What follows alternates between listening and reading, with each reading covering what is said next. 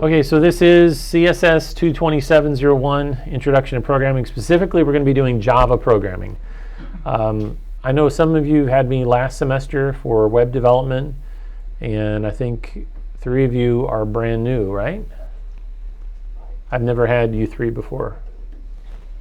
I've had everybody else, I believe. It's hard to see. Fellow there in the back, please sit as close as you can. That way, you can take advantage of everything. I do want to say before we begin, please no sleeping in class, okay? If you get tired, try to do that at home. In here, if you're sleeping, to me, it just seems like it's disrespect, right? So just make sure there's no sleeping. You guys are paying attention and doing your best to follow along. My name is Michael Rogers. You can call me Mr. Rogers. This is the email address that you guys can use to contact me. I don't give out my personal phone number, so if we need to set up a meeting, we can use Google Meet or Zoom and do our meetings that way. As long as you send me emails before 9 o'clock, I usually respond. If they come after 9 o'clock, I'm starting to hit the sack and go to sleep. I know that may seem odd to some of you, but I work a full-time job for Indiana State University, and I typically get up 4:35 in the morning to start my day. So I don't stay up late. Like many of you who I know play a lot of video games and rock the nighttime hours, don't you? Because of all the games. Okay, this should be pretty quick for us today. Basically just go around, introduce who you are, where you're from, what year this is for you, what you like to do, what you hope to take away from the course, and what your degree plan is, and where do you plan to go on from here. Okay, we'll start right here. Just go ahead and stand and tell us a little about yourself. Okay, my name is Christian Harris. I am from Garapan, Sepan, of course. This is my 2nd year in NMC. I like to play video games and play basketball with my friends. I hope to be able to make a program, at least, after this course, even if it's a simple one. Sure. And after college, I plan to go to UOG, pursue a bachelor's. Okay. Awesome. Awesome. All right. Javen? My name is Javen Faharan. I'm from Dandan, Airport Road, in Saipan. This is my last year before I graduate, NMC. What do I like to do? I like to play video games with my friends. Watch a little bit of YouTube as well. What I hope to take away from this course, I hope to take away that I hope to gain more knowledge in computer programming. After my degree plan, I hope to further advance my my programming skills and possibly make video games. Cool. Cool. Just out of curiosity, is your mom Bonnie? No. Okay. Do you know a Bonnie Faharan? No. Okay.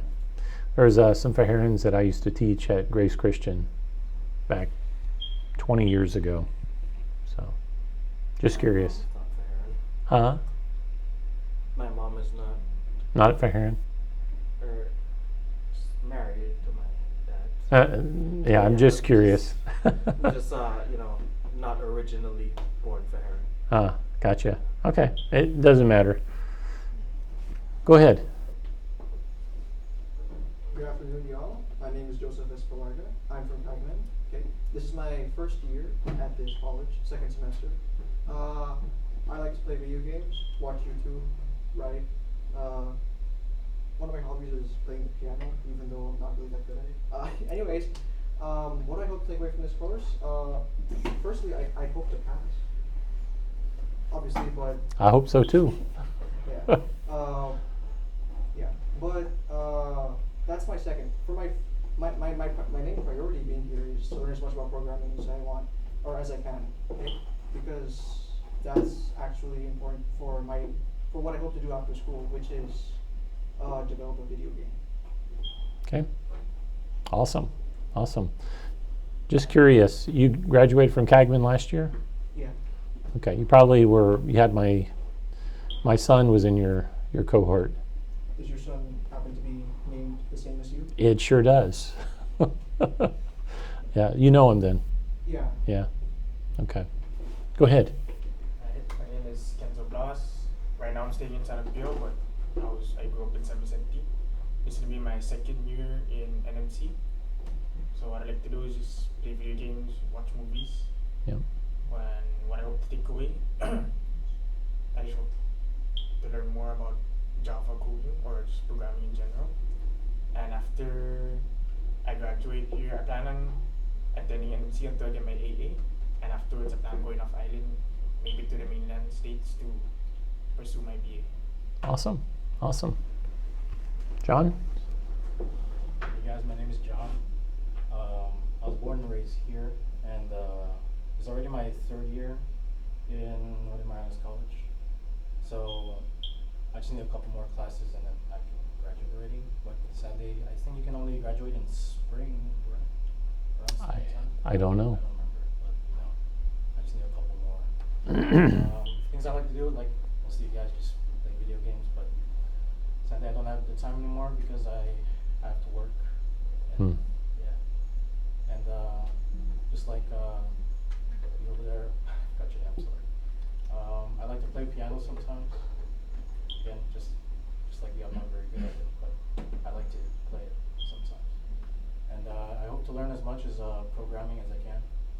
I got interested in computers recently after high school, so I'd like to get a career in that, hopefully. And I'm actually not sure what I want to do after my degree. Maybe move out of Saipan or something and pursue a job that has to do with my major. So, yeah, thanks guys. Nice, nice. All right. So my name is Aljon Quizon. I was born here but raised in the Philippines, and this is my second year in NMC. And what I like to do was play video games, play basketball, and sometimes cook. And what do I take away from this course is to develop my coding skills in the future. Planning to also be software software Engineer, developer? developer. Okay. Developer. Or like people who do games.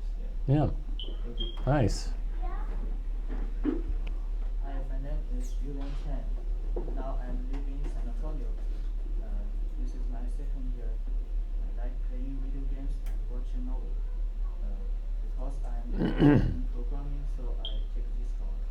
Next semester, I want to study biology or chemistry. All right, nice to meet you, Ying. Good to have you back. My name is Andrew. I'm from Damdan. This is my third year in NMC. I like to watch movies. What I like to take from this class is just to learn more about programming. And after NMC, I just plan to go to UOG. Nice, nice. All right, well, I'll tell you a little bit about myself. John, would you mind getting the door there for us? That way we don't get distracted. My wife and I, we have 4 kids. This slide is a little outdated. My 2 oldest, they graduated last year from Kagman, and they're off in college in the States right now. I have a 16-year-old and as well as a 13-year-old daughter. And we've been here on Saipan first time around 1995. My wife is actually from here. She was born in Guam, has family all over the island. If you happen to be related to the Tudela branch somewhere, then you probably know my wife. Anyways, from 1995 to 2000, I was here on Saipan. I served as a youth pastor up at Grace Christian Academy. And then in 2000, I joined the Army and went overseas, specialized in information technology, did everything you can imagine in IT in the Army, and really developed a strong passion for it. As you can see here, did everything: Cisco networking, client servers, desktops, Linux, Windows, did it all, even programming. Even spent 1 year in the sandbox in Iraq.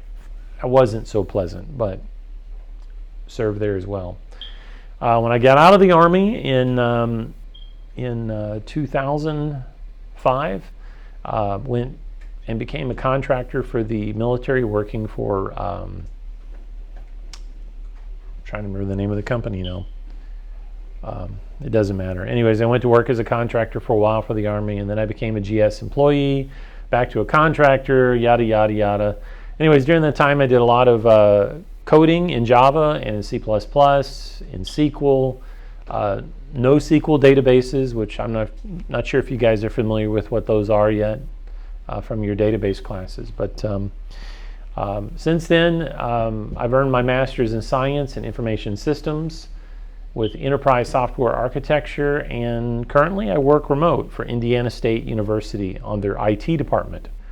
And yes, I live in Saipan, but I work in the IT department at Indiana State. So you can do it. You just work remote. You get up early, do your job, and so forth. I've had the privilege so far of doing 3 courses now in LinkedIn. I'm working on the 4th. If you guys are into LinkedIn Learning or lynda.com, those learning platforms. So you can check me out there if you're interested in that. On the whole, I've been developing websites and working as a software engineer for a long time now. And the reason I want to teach this course to you all is because I know that a job in IT, especially in software development and in programming, is a great way to provide for you, your family, wherever you live. And you can do this anywhere. You can live remote, like here in Saipan, and work for somebody in the US. So I came back to Saipan in 2018, just in time for U2. Woohoo! Everyone will say, go U2, right? That was quite the experience. Since then, I'm actually working right now. I'm the senior pastor, the lead pastor at Grace Christian Assembly there in Navy Hill. If you guys are familiar where that's at, that's why I'm here actually back on the island. And I like teaching web development classes. I like coming in here and teaching you guys because I think it's a great way to provide for yourself. That's about it for right now. So there are 3 things I need to talk to you about for this class. First is your syllabus. In week 1 of Moodle, you're going to need to have basically checked off, yes, you agree to everything in the syllabus. So make sure that you've done that. That's actually an assignment grade. Your syllabus is going to have everything in it that we're going to follow pretty much in detail throughout from week 1 all the way through, I think, week 16 or 17. There's one minor change I have not included, and that is Moodle doesn't even have it yet, but we're going to be having a quiz at the end of this week. You guys are coming in a little bit late, so the quiz is going to be pretty simple, pretty much based on what we're covering today in the slides. Next week, the quiz will be based on your readings in Zybooks. And before we talk about Zybooks, let's talk about your forum. Each week, you should have a discussion forum. There's only 8 in this class. So the way this works is you need to make a posting, and then you respond to at least 2 other people. Your post, your initial post and your response post need to be something with substance. You can critique, but you need to be kind. All right? Be nice to each other. We're not going to poo-poo on each other and say mean things. We're going to encourage one another and help each other grow in the IT field. So those are just my basic rules for that. I'm really serious, though, about being kind to one another. Encourage one another. If you see something that's different, you can point it out, but be nice about it. Okay. In the introduction week of Moodle, there is a video on Zybooks. And please watch that video. It runs you through the gamut of everything you need to know. If you have not done so yet, you need to purchase your subscription for Zybooks today. Okay? Do not delay in this. There are 20 participation activities, we call them PAs, and there are 5 challenge activities, CAs, and you need to get going on them right away. Now, this is HY02, you're coming in on a Thursday, so you have a little bit of time to get caught up. But you don't want to get behind because you will fail my class. I'm being very dead serious about this. Java is a hard course. It's not like HTML and CSS. This is a very hard course. And if you do not pay attention and do the assignments and stay on top of things, you're going to get so far behind and it's going to be like an avalanche trying to dig yourself out of it. So you must stay on top of stuff. Do the PAs. The PAs are essentially the reading. As you go through the PAs, it's going to give you a little video, a little animation. Go through it and follow it. And that gives you a what we call the attendance grade for the class. That's your participation grade. Okay. The challenge activities, each week there's about 5 to 6 challenge activities. And some weeks you may actually have an additional assignment with a Java programming assignment that you're going to do inside of IntelliJ. Please do not get behind, okay? Cannot stress that enough because you will fail. This is not an easy class, okay? So stay on top of things. All right, you guys done with me beating that horse? Yes, I know you are, okay? But I have to give that talk because this is very important. When you sign in to your sign into Moodle and you get to the first PA in week 1, you click on it, it's going to bring up this little thing. It says, hey, you need to register. It's $77. You need to use a valid credit card. That is your subscription. This is your book. And that book is good through the end of June, okay? Even though we'll be done with the class in the middle of May. But that is your digital textbook for this class. So please do not delay. If you don't have a credit card, please speak to your parents, okay? We need to make sure that that is done today. All right? How many have already done it? Most of you?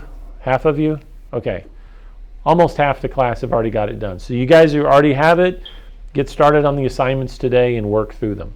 The rest of you, please do it today. In fact, if you could do it right now in class, try to knock it out, okay? All right, let's go on.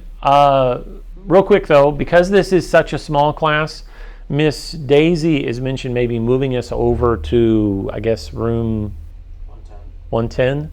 I think it's a smaller layout. It may work better for us in there based on the size. But we'll see, and if that's the case next week, we'll meet over there. All right? Okay. So we've already talked about abiding by the posting requirements. 1 post, 2 responses, okay? And then these are the items you need to install on your computer. If you have a Windows machine, please go maybe take a snapshot of this link, okay? You're going to go to, wow, the whole screen is shaking. All right, this link is also in Moodle, okay? But this is github.com, Corretto 17 releases tag 17.1. This is an installer, and what this will do, it'll actually create the Java Home. You may be going, what is Java Home? Don't worry about it right now, but it creates the settings in Windows that are necessary to run Java, okay? So if you run that installer, it will work fine. If you try to go to the Oracle site or to the OpenJDK site and do it, you're going to have to set up Java Home and everything. So for Windows users, please do that. If you're a Mac user, there is a video I've posted in week 1, and this is on using SDK Man, okay? And this is the easiest way to keep your Mac up to date for the version that you're using. Do we have any Mac users in here? Anybody? Okay. And final is IntelliJ. If you have not done so yet, make sure you have IntelliJ Community Edition downloaded and installed on your machine.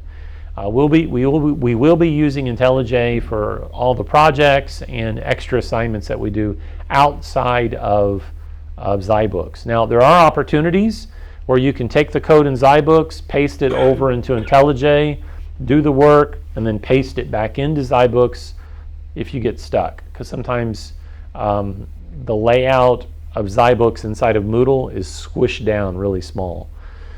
Okay, speaking of zyBooks, if you log in and you got like that much window space for doing your assignments, if you have a extra monitor at home, try to plug it into that so you get a little bit wider space. Otherwise, take your browser and click full screen, so it'll try to give you the extra space. Otherwise, when it comes to the assignments, just copy the code out and put it into IntelliJ and do it there, okay?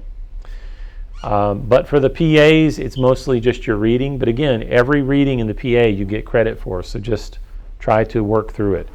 Now you can take the zyBook window and tell it to pop outside of Moodle. If you do that though, what happens, the grade does not sync into the grade book of Moodle. And then when you go to look at your grades later, you're like, Mr. Rogers, I know I did that. It's not showing.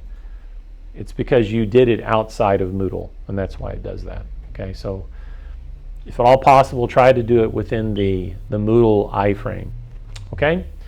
All right, semantics and syntax. Everything that you do in this class is going to build on each other. So semantics and syntax are very important. As a programmer, we use a lot of programming type language, okay, programmer type language. And a lot of the terms we use as software developers, as software engineers, are very similar, despite which programming language you're using. The syntax for a Java developer is different, but the semantics we use are pretty universal. Now, in the rest of these slides, you're going to see some things that are highlighted. Please pay attention to those. Those are important, okay?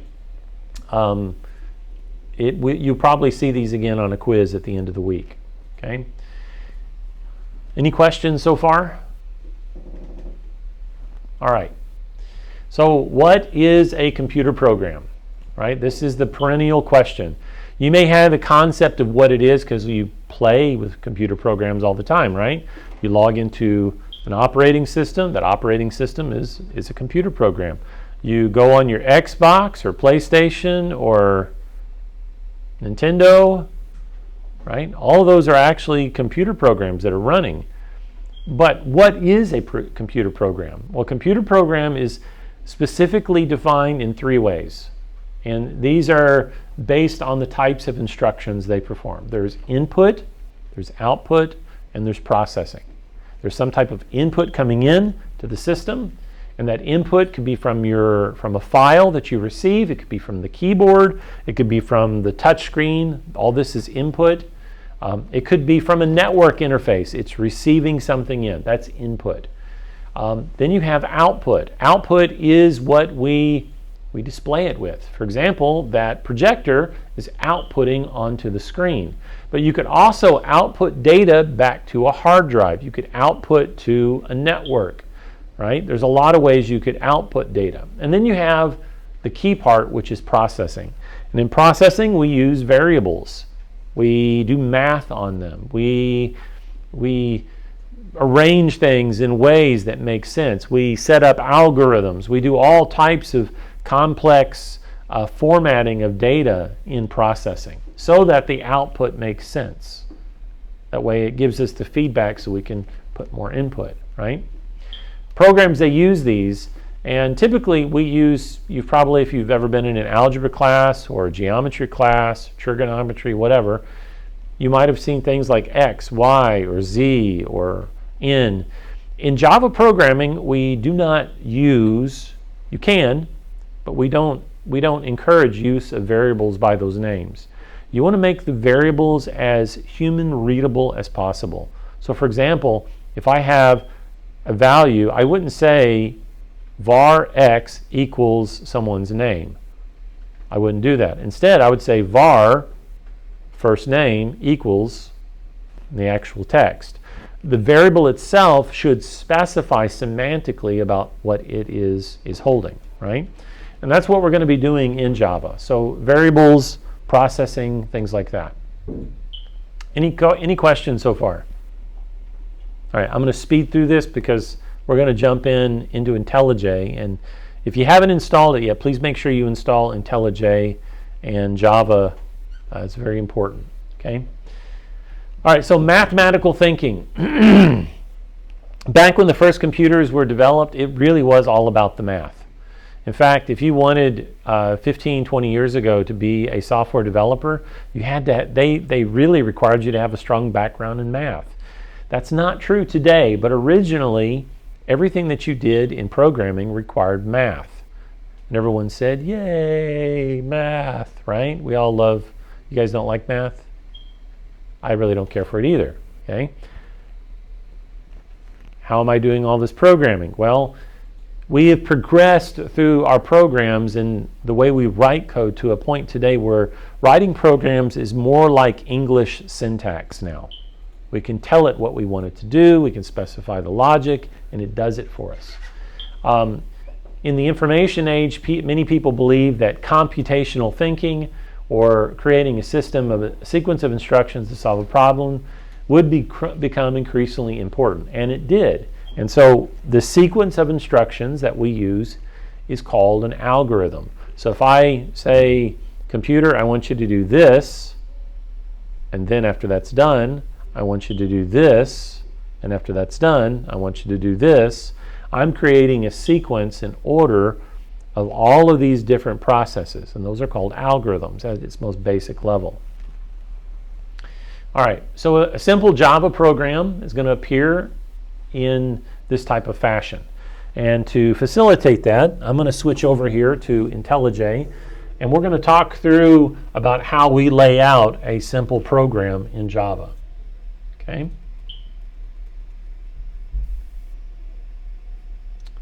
Let's close. Well, let's just use that. Use this one. Doesn't matter.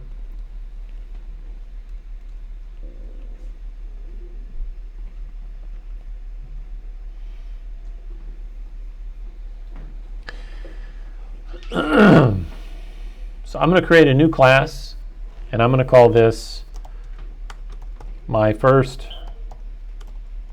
program. And in Java, the way we create classes is the file name itself needs to match the class name.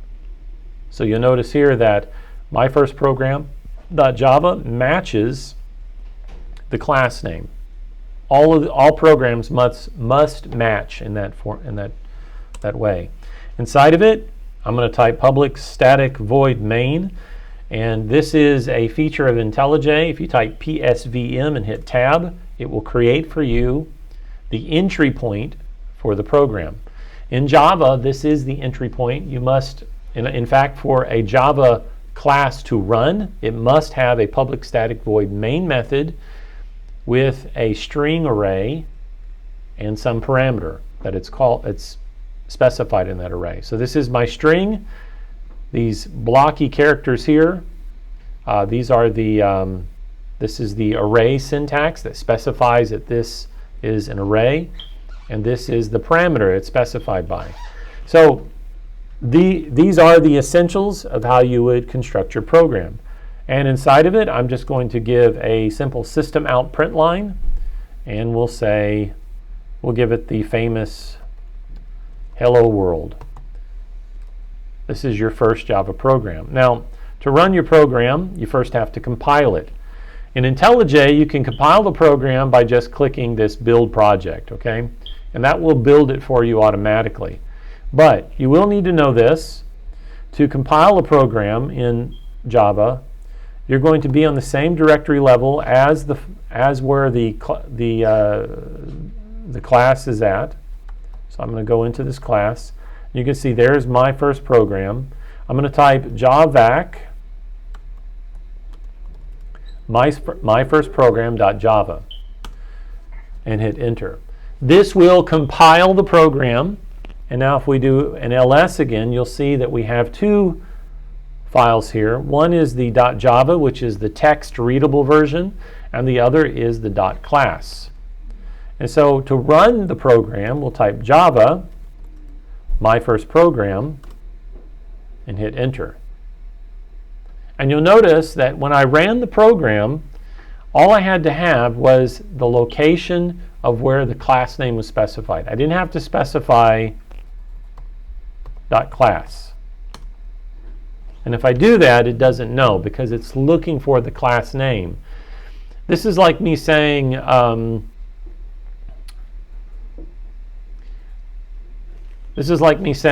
am Michael Rogers .human. Well, we all know that, right? Of course you're a .human. And so when I say run the Michael Rogers program, I don't have to say run the Michael Rogers .human program, because if I do that, the computer is kind of dumb. It doesn't know. It's like, well, there is no .human. There's just the class name. And that's the same thing kind of what we have here. You only want to specify the class name, which is right here, not the file name. You guys understand? That's the basics of running your first program. All right, let's jump back again. So a program must start with a main method, okay? And the logic, the algorithm that's inside the curly braces of the main method.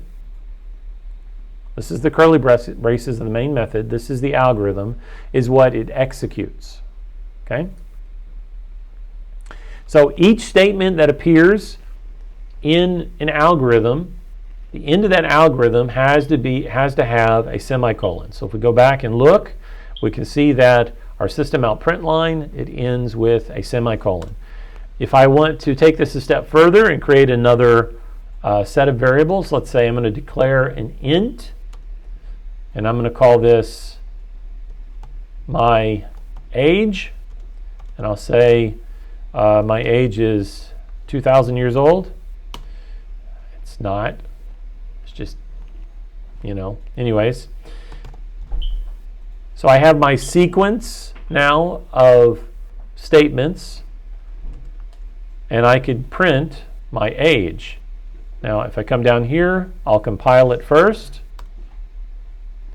then I'll run it, and you can see that it prints in sequence, in order from top to bottom. Okay? So basically everything is done with English syntax. And just like in English, when we end with a period, in a program in Java, you have to end with a semicolon. If you don't end with a semicolon, what happens when you try to compile, now here I've taken the semicolon out, IntelliJ is alerting me saying, hey, this is expected, but if I try to compile it, it's going to throw an error. And this is important when you're reading your programs. Look at the exception. It'll tell you what it's expecting, and it'll tell you where the error is at. Now, sometimes the error may seem a little obtuse to you. You don't quite get it, but the line that the error occurs on is very exact. It's not going to be on the line below. It's going to be on the line that it's pointing to. All right, any questions so far?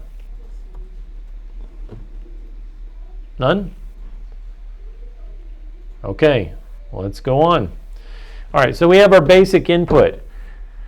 In the example I've given so far, this program hasn't taken any input other than what it reads from the file, right? But you can have input as well that comes from the keyboard, and I'll give a demonstration of that in a moment. You could have input that comes from a form field. So those of you who took the web development class last semester, we talked a little bit about the forms and the fields, and it's possible in Java to actually read from a web, process those fields, and then spit it back out again, and then you could reprocess it with your web page. But let's consider a common way of dealing with the input that you'll be using a lot over the next 6 to 7 weeks, and that's with the Java util scanner. Now, we're kind of introducing something a little advanced here right away, and this is an import statement for the Java util scanner. To use that, we'll go back to our program. I'm going to go above my class, and I have to import where that package, the scanner class, lives. And to do that, I type import Java, the package name, which is it's in the util package, and then the class. And again, I always end it with a semicolon. Now what that does is it makes this class scanner available to our program. By default, there are certain things already made available. For example, if you type java.lang, you'll have many various things that are available, like system, string, and so forth. And you'll notice down here for system, I didn't have to include the import. That's because everything in the java.lang package is automatically imported into your program. Okay, so I've included the scanner. I'm going to take out some of this information real quick, and I'm going to type scanner, which is the name of the class. It's the type. Now I'm going to declare a variable, and the variable is just going to be lowercase scanner, and this is going to equal a new scanner. This is the typical syntax you'll use in initializing and creating objects in Java. This part of the statement specifies the type and then the variable that you're going to expose in memory. And then you're saying, I'm going to initialize it using the constructor. This statement here is a special type of statement in Java, that special type of function or method called a constructor. And a constructor says, okay, I'm allocating this area of memory and I'm assigning it with this variable scanner. Okay? The scanner class requires something to read. And everything that is read in Java from the keyboard into the program comes through the string args. So the scanner uses a special import, and what we'll use is called system.in. Okay? So now we have a scanner that's going to allow us to read input from our keyboards. So I'm going to type another statement, a print line, system out print line. And for those of you who are figuring out how am I doing that, you type SOUT and hit the tab key in IntelliJ, and it will automatically produce a system out.println. Okay? And on my system out print line, I'm going to ask a question. I'm going to give a greeting. I'll just say, hello, what is your name? Very simple greeting. Then I'm going to use a different type of system out print line called a system out print. The difference between a print line and a print statement is the print does not include the new line character at the end. I'll demonstrate that here in a second. Please type your full name. Okay? Now I'm going to use the scanner to read it. The first two lines are prompts. Hello, what is your name? Please type your name, right? Or we could shorten it and just do this.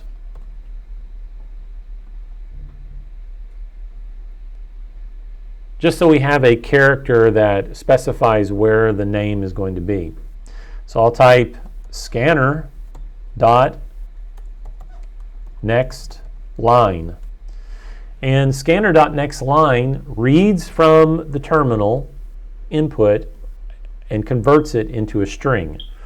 So in IntelliJ, you can click on the variable name, and you can do like a command control line, and you can see that this is the method, and this is the return value. So it returns a string. So I'm just going to create a variable to accept that string. And what do y'all think I should call the variable that it's going to accept? Full name. Full name. That sounds good. Very descriptive. Okay? So now I'm reading it in from the terminal, and I need to process it. I need to do something with it, right? Well, we could process it here with another print line statement and say, hi, space, I'm going to use a concatenation sequence, which is a plus symbol, and I'll say full name. We'll do another concatenation sequence. I'll say, it's nice to meet you. All right, looking at the code, I've left you kind of dangling here, wondering about what the difference is between the print and the print line. We've instantiated a scanner object, and we have that scanner object, and we're calling a method off of it called next line. We're passing what's coming from that next line into a variable of type string. We've called that variable full name. On the next line, I have another system out print line. I have some text here that I'm using as a string literal. Okay. What you see both here and here is called string literals. It's in quotes. I'm concatenating that string literal with my variable name, full name, concatenating it again with the rest of this sentence. All right, so we'll go ahead and we will compile the program. I'm going to type clear to clean this out, and I'm going to type Java, my first program. We hit enter. It says, hello, what is your name?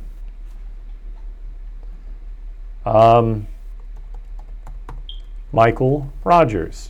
I'd enter. It says, hello, Michael Rogers. It's nice to meet you. Very simple program that works through the basics of how we process data. Input, processing, output. Okay? Any questions so far? Did anyone see the difference in how things were presented in the output for the print line and the print statement? Yeah. The print line, automatically when it prints this statement, it goes down to the next line. Because print line includes at the end of that string a new line character, which tells the terminal, hit the return key and come down one line, right? The print statement, however, does not include that, and so it just prints and it stays on the same line, right? All right, you guys with me so far? All right, a lot of what we're doing right now is foundational. We're kind of setting up the basics. So it's important you ask questions if something doesn't quite make sense, okay? Or if you need clarification.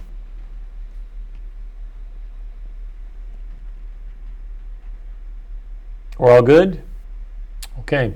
Please don't be embarrassed to ask because, as I said, this class is going to get hard quick. Yes? When I'm trying to compile that, it keeps giving me an error. Okay. Well, why don't you read us the error that it gives you? Error, file not found. And then, because the name of my file is hello world. Okay. Yeah. What directory are you in right now? No, I mean in the terminal when you try to compile.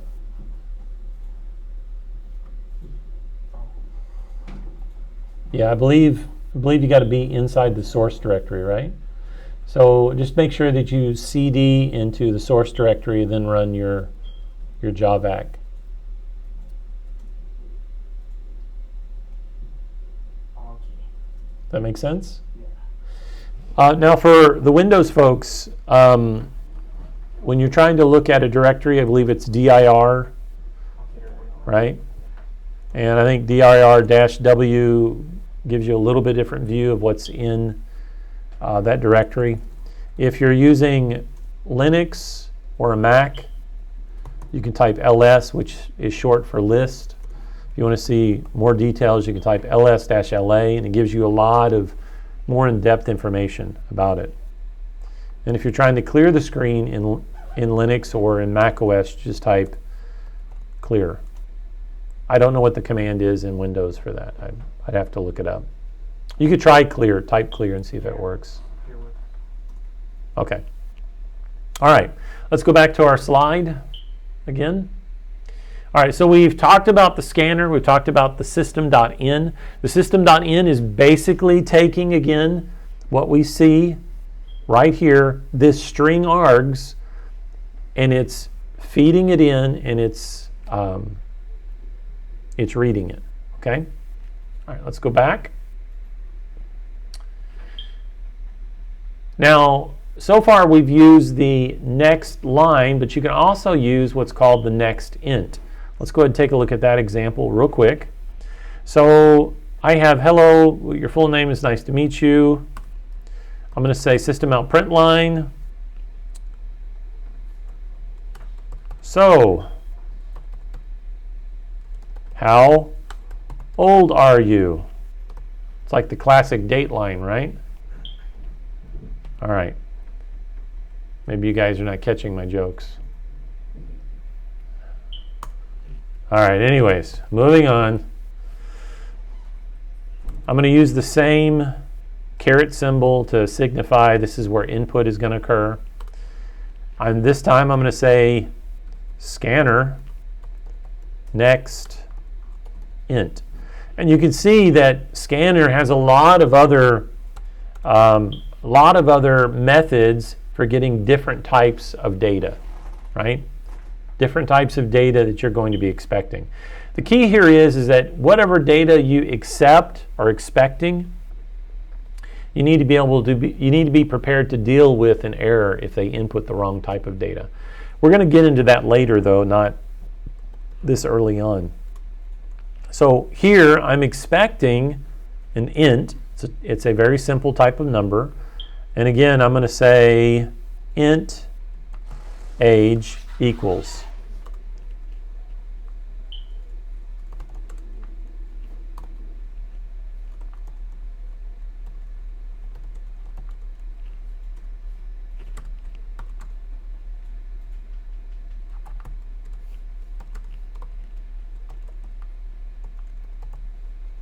Okay, so we will run the program again.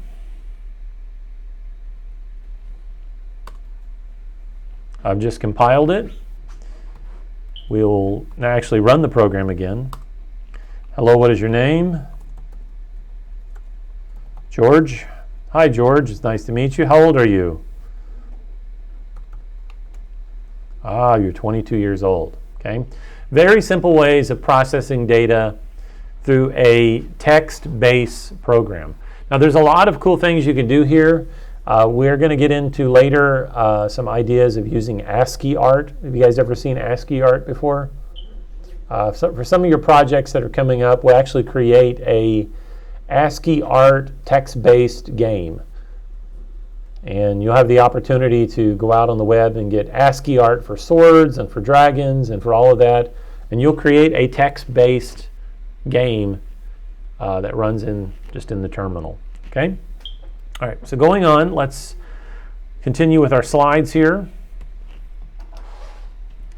So we have the system out print, and this gives us the output. We've talked about how the double quotes is used for string literals. Now, you may have heard me use the term string, and you're like, that's confusing. Why do you say string? In the programming world, this is one of those terms that is both semantics and syntax. Okay? A lot of different programs call text a string. Okay? And so anything that is inside of a double quote is a string literal. Anything that you declare as a string, for example here, I declare a variable called string, right? I declare a string variable called full name. This is a different type of string compared to this right here, which is a string literal. Okay? All right.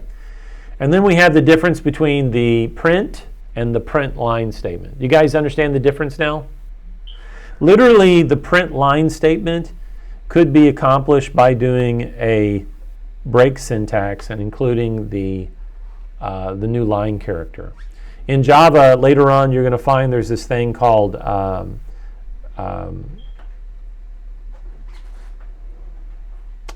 can't remember the title of it right here, but this is called, basically, this is a new line character. It represents what in Windows and in Linux and in many programs actually causes the line feed.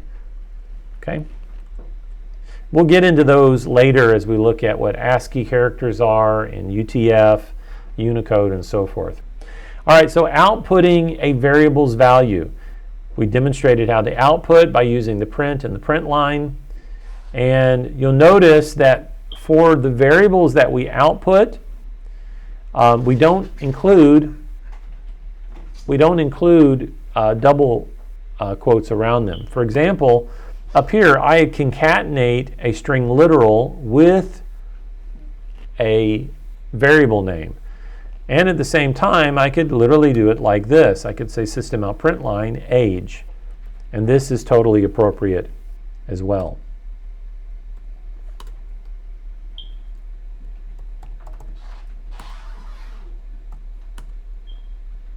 You can see it here, it printed out the variable as well. Okay, any questions so far? All right. As we get to week 15 and week 16, we're going to get in, I think week 14, we'll get into swing development, which is actually applications that run on their own outside of the terminal. And then in week 15, we get into Java FX. And we're going to cover in Java FX a lot of cool features you could do for actually creating, there's libraries for creating video games and a lot of different cool things. Okay, but this is all foundational. In order to get to that point, we got to learn all of the basics for programming first. Okay? All right, so we've talked about concatenating, and we concatenate things together using the plus symbol. The plus symbol is a multi-purpose mathematical symbol. We can use it to add two strings together, which basically is the word that I keep using called concatenate. Or you can use it with numbers and you can add ages together. Let me give you an example. So here I have my age, but I could also say plus 10. And of course, if we run that,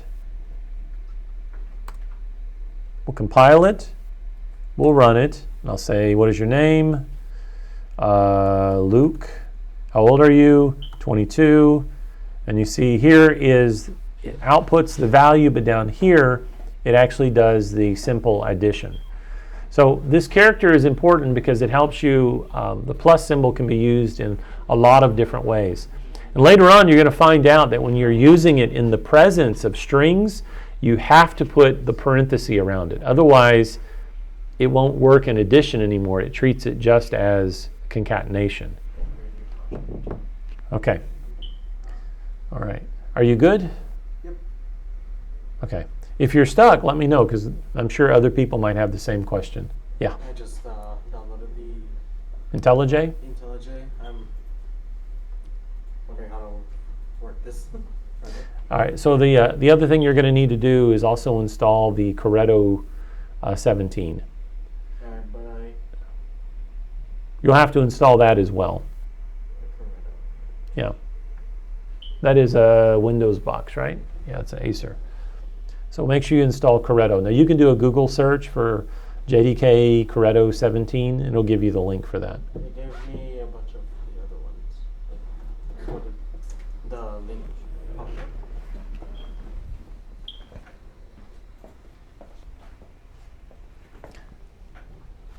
Yep. So you got Windows, you got Linux, you have, you're going to use the Windows 64. This one? Yep. Download. Yep. Just download it. Okay.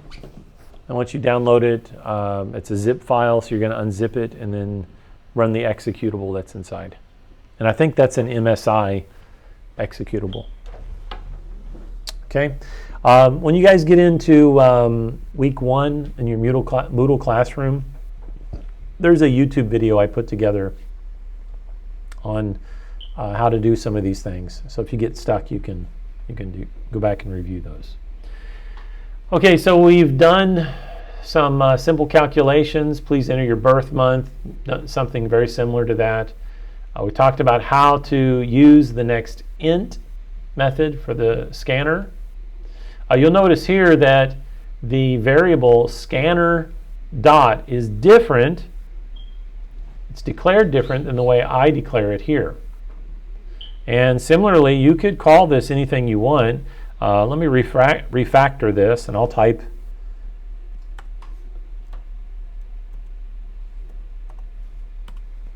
now it matches exactly the same as what we have here. The variable names could be anything you want them to be, but my recommendation is always keep them meaningful to what they are. You wouldn't want to call this X. That's just bad programming practice. Okay, always keep your variables meaningful. Always keep them meaningful.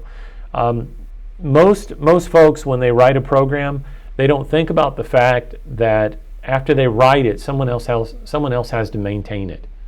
And if you write things cryptically, your boss is going to be, you know what, maybe you should go find another job somewhere else, because they're worried about making sure the program can be maintained over time.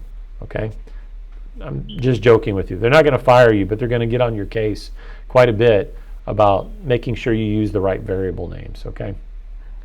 All right. Any questions? You guys good? Okay. Comments. This is where you can actually write notes into your program for yourself or for future generations that are meant to be descriptive about things that you want to do.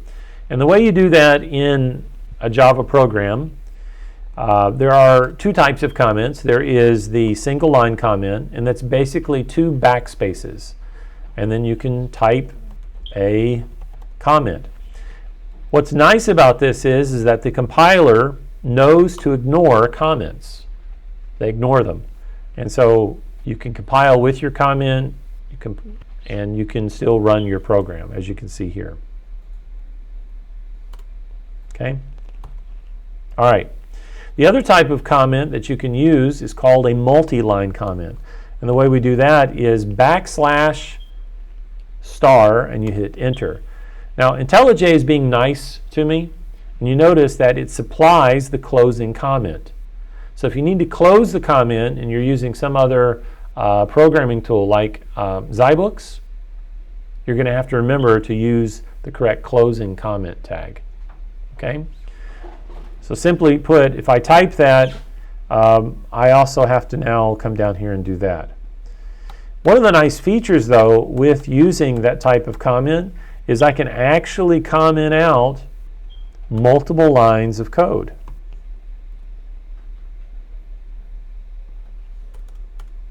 Okay? And now my program, for all intents and purposes, is commented out. In fact, if I do this and then I run it, because I've commented out everything, it ran the program. Just didn't do anything because all the code is commented out. Okay? So this is a type of comment that you can use for multi-line. There's also another type of comment called a Java doc comment. And Java doc comments are something you usually apply above a method, a global variable, or a class name. And the way I would do that is I would select the line right above my class, which is my first class. I type /** and hit enter. And you'll notice that this produces an extra asterisk for that line. The double asterisk at the top, the asterisk here, and the asterisk at the bottom, this creates what's called a Java doc comment. And this is useful for other programs when you want to annotate what a particular program does. So for example, here I would say this program is a simple application that greets a user. When I save that, and I actually hover over the class name, IntelliJ already knows to read the Java doc, and it presents it. It lets you know everything that you need to know here. Now, for all of your programs that you use going forward, you need to apply a couple of things. You're going to use the Java doc comment. Okay? You're going to include your name. So for example, you might type John spell it right? Okay. You put your name. You're going to put the date that the assignment was due. And I prefer the dates to be in this format. Okay? And then the assignment name.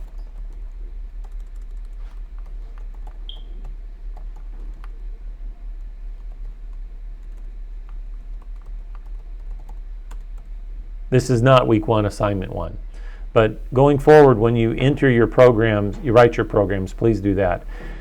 And then the last thing I need you to do, because we have 2 sections, just make sure you just say HY02. If you were in the 01 class, you would just say HY01. Okay? That will need to be at the top of every program. Now, the nice thing about Java docs, later on when we get into writing multiple classes that interact with each other, it's very helpful to be able to hover over a class and go, oh, okay, so that's what that is. It'll actually read it to you, IntelliJ will. You can also apply Java doc to your methods.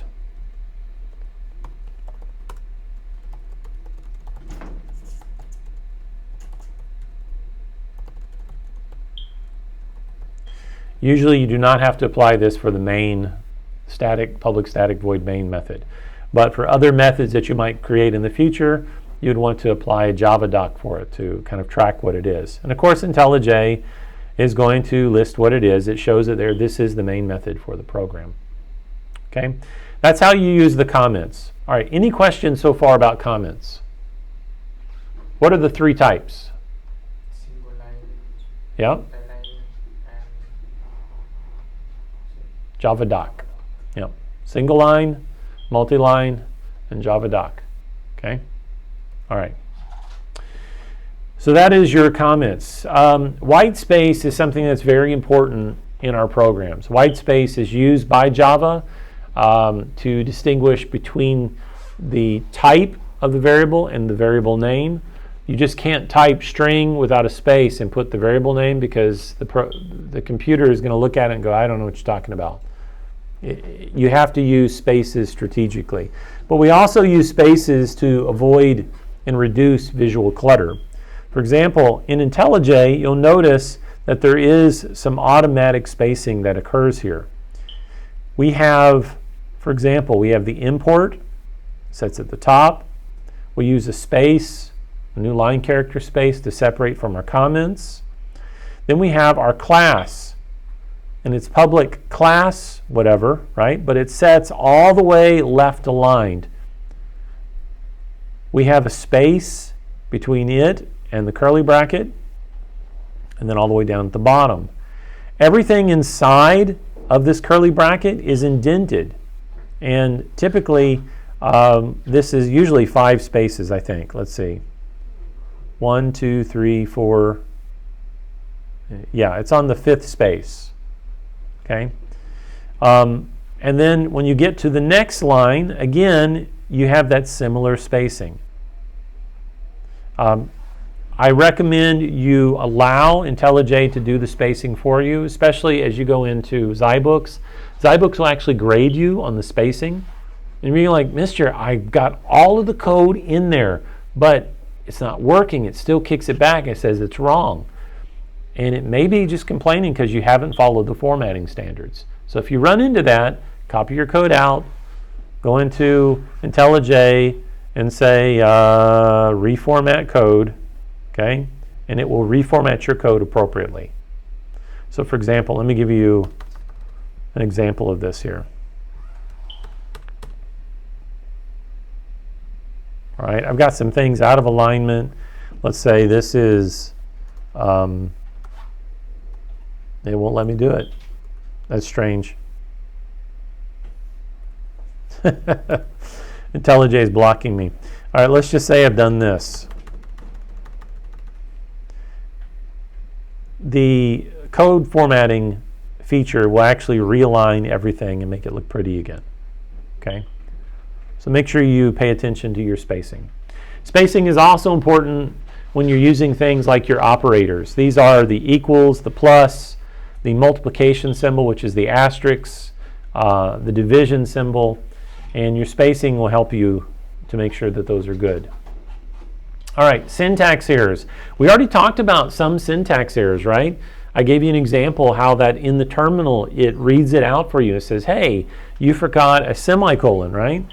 If you remember, we have that. Let's go ahead and take out a quote. Excuse me. And if I try to compile this, it's going to give me a selection of syntax errors, and it says, you know what?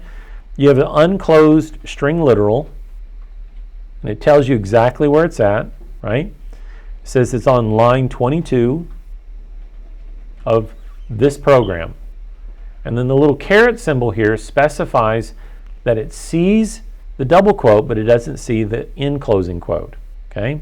Down on this line, it says on line 26 of my program, it's expecting the semicolon, and it's not there. And it actually gives you the caret symbol. So make sure you pay attention to the syntax errors, that you're reading them and paying attention how that they're set up. The compiler is going to do the best it can to tell you. If you pay attention to the compiler, the error it gives you, you should be fine. Okay? Here's another example. This is actually a screenshot from your textbook, from Zybooks. You can see here it's expecting on line 4 the semicolon, and it's telling you, hey, I don't see it. So just pay attention to those little details. Another type of syntax error that you'll probably run into, and you won't even think about it, is, for example, let me correct this real quick. I declare this full capital in name, right? But let's say that I change it. Let's keep it full in name. I've declared the variable there, but down here, let's say that I do it like that.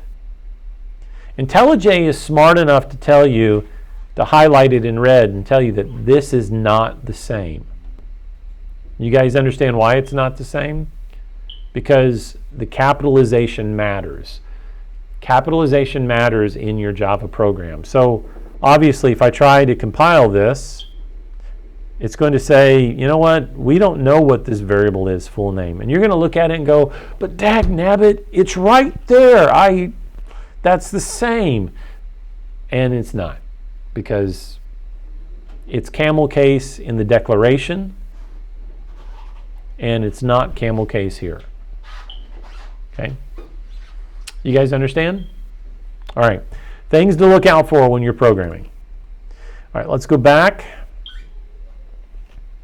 You also have things that are known as logic errors. And logic errors many times will occur at compile time.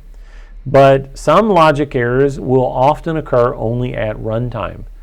And the program won't operate the right way. So watch your logs, watch whatever it outputs, because sometimes it'll throw an exception and you'll read it in the terminal and you'll be able to tell. We'll get into more of those as we go, but you have basically compile time errors and you have your runtime errors. This one I can't say enough. Compile your code frequently. So when you get your assignment, you're going to see a list of things that you must do. And it's very easy for us all to go, you know what, I'm just going to go through this and just knock it out. So I start typing, put all my code in, I compile, and it just doesn't work. And you're like, why is it not working? Well, it's not working because of some mistake that you made on up earlier. My recommendation is you write code and test it. Write code and test it. In fact, there's actually a type of development process called test-driven development that's based around that same idea. Write a little bit of code and then compile it and test it. Okay, that will reveal logic errors and warnings up front early, and it'll save you a lot of headache later. My cousin was taking programming back about 10 years ago, and he would call me every night cursing on the phone. I don't get it, this program. And he would say a lot of other colorful metaphors. And I would have to sit down with him and look at it and say, well, right here. And he would pound the keyboard. I'm like, man, you know, it's a computer. It's only doing what you tell it to do. You're going to destroy your keyboard, man. Don't lose your faith, your walk with God or any of that over programming. Just take it slow, pay attention, look at the compile errors and so forth. One of the things that you can do is you can run your program with xlint. And linting will evaluate the style of your program, it'll evaluate the spacing, it'll give you a lot of recommendations. I recommend to take time and use that when you're programming. But pay attention to your warnings. Okay, let's talk about switches. Let's get into the very, very basics. So when computers were first developed, some of the very first computers that they built were larger than a gymnasium. And they could do basically the same type of calculations that you could do on a calculator. That was it. These early computers, they only worked on the idea of 1 and 0. So for example, if you look over there on the wall, we have a basic switch. And that switch demonstrates two states, an on and an off. The off state is the 0 and the on is the 1. And in fact, even today, when you look at a lot of your devices for turning things on, you'll notice that they still incorporate the binary into it. You'll see the circle with the line. It's all, that's like the universal symbol for turning things on and off. It all goes back to this idea of 1s and 0s, on and off states. And that's how you control. Ultimately, all of your computers down at the smallest level are just collections of these tiny little switches that turn on and off. The cool thing about the switches today, they're used for controlling processes and so forth, but when they got to the transistor age, these switches, you would turn them on by sending them a current of electricity, and then it would flip the switch to on. You would send it another current, it would flip the switch to off. And when you would read the state of those switches, that's how you determine the data that you're using. Now, collections of all of these switches, these were how processors were built. And as I said before, like one of the first computers they built back in the early 30s and 40s was as big as like MHS gymnasium, from floor to ceiling, massive room. And they ran off of vacuum tubes. You know what vacuum tubes are? They look kind of like a light bulb, but they're really big and they generate a lot of heat. And these vacuum tubes gave them the ability to do the same thing. They would send it a current, it turned the vacuum tube off. They'd take the current away, they'd turn the vacuum tube back on again. And that's how they calculated. Kind of interesting thing that happened though, the collections of all of these vacuum tubes, they were, we'll get to this in a minute, okay?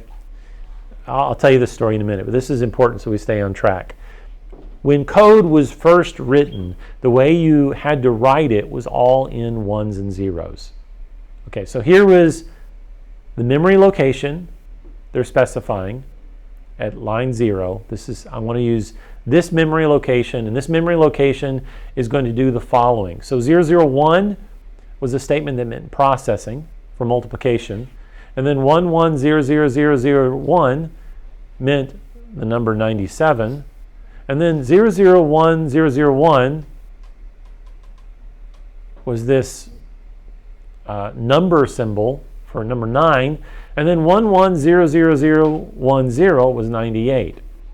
Now, you can imagine that when you're writing all of these out and you're having to remember all of this binary, writing it in the correct order, can you imagine the mistakes that would occur?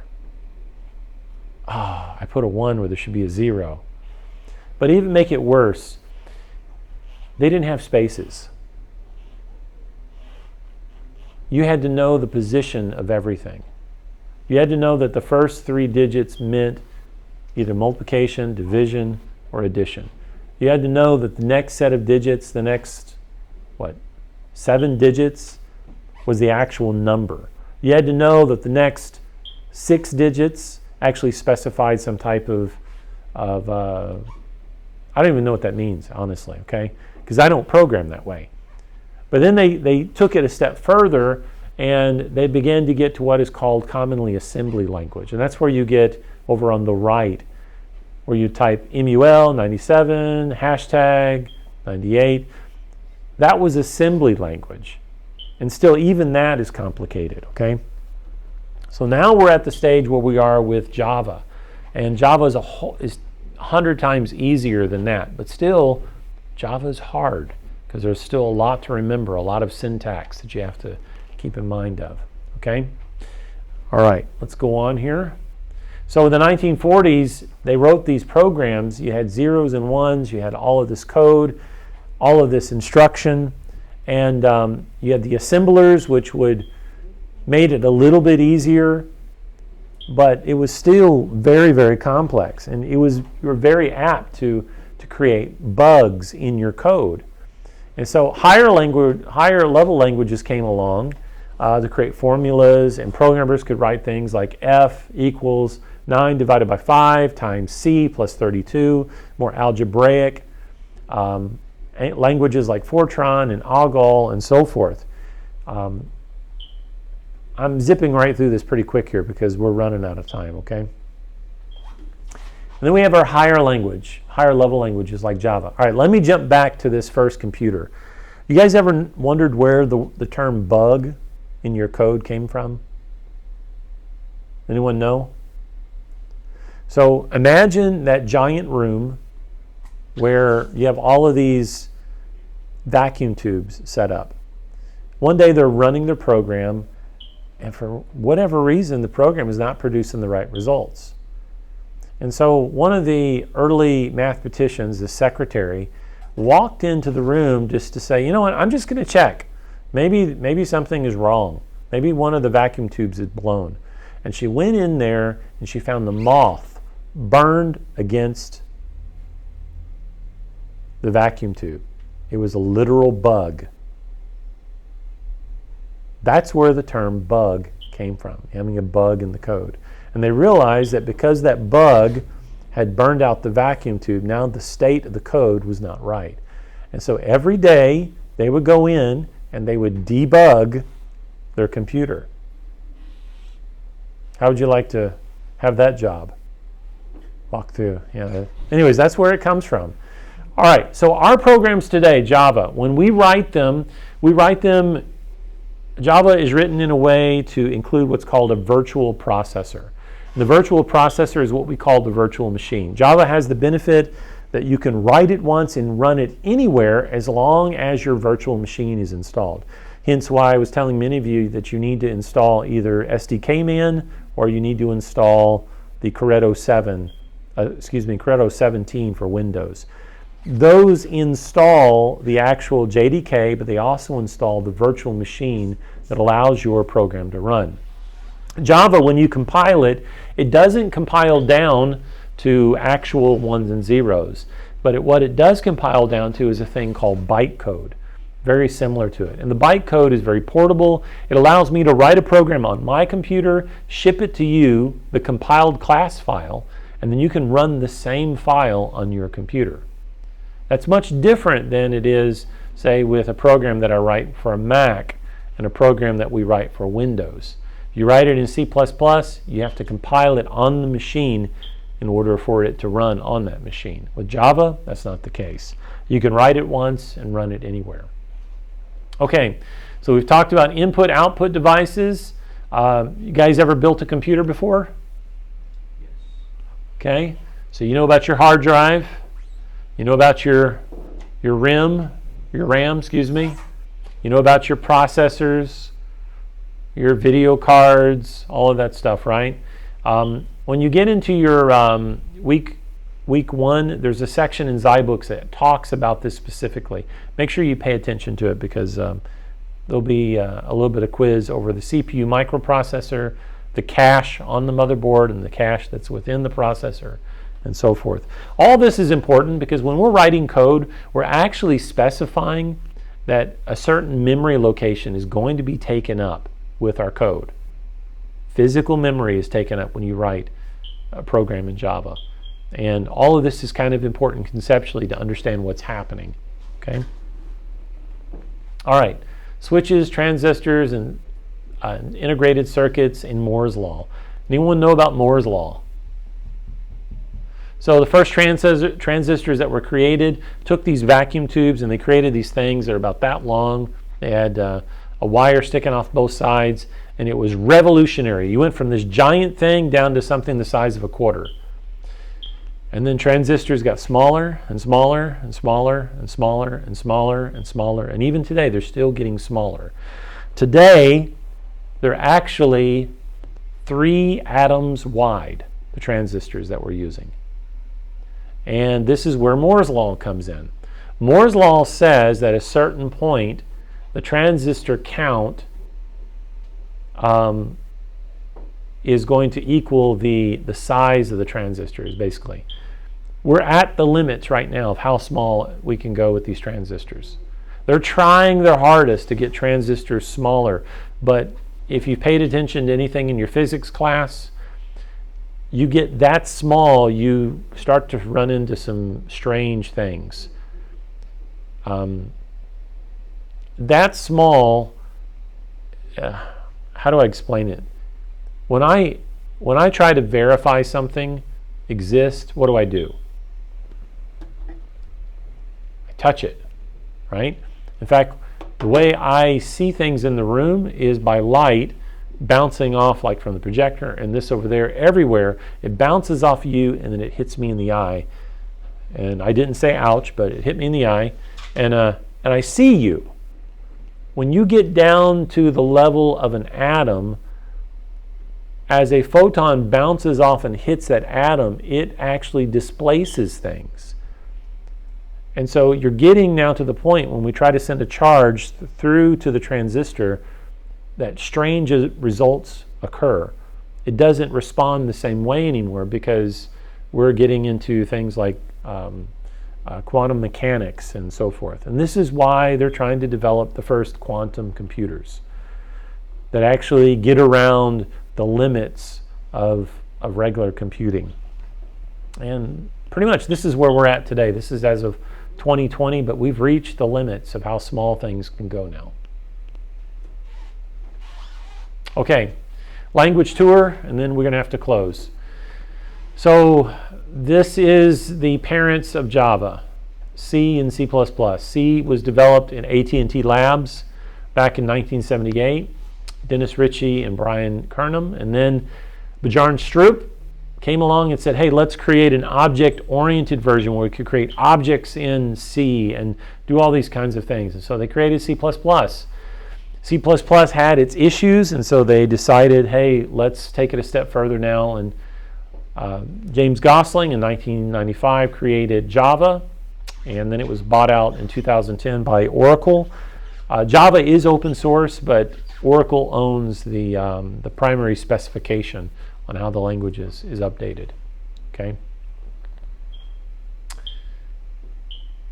Language tour. Python is about the most used among developers. Then C, which is strange because C has been around a long time. Java was up top for the longest. Now you have Java, and then underneath that C++, C#, Visual Basic, JavaScript, assembly language, SQL, and Swift. And then top paying jobs, software developer. This is straight out of your textbook. Stateside, when your first gig as a software developer, you come in around $55,000, $60,000 a year. Okay, that's your coming in salary. After about 4 to 5 years, you can reapply and go somewhere else. Pretty much everyone does it, and they're immediately jumping up to about $100,000 a year. Your architects in Java, software developers, they're looking at anywhere from $140,000 to $170,000 a year. Why am I telling you this? When I came to Saipan, I gave up my high-paying job and I took a lower-paying job so I could have the flexibility. I was making an incredibly great salary, though. And you guys, you have that opportunity in front of you. But it's hard, okay? You have to be willing to put forth the effort and the time to learn it, and you study. And just like me, I study every day. I spend time looking at my resources, learning new things, improving myself so that I can be the best that I can be, okay? And you guys, sky's the limit for you. That's it. Please get Zybooks installed. Okay. Excuse me. Please buy your subscription and go through the tutorials and install your JDK, IntelliJ, and so forth. All right. Any questions for me?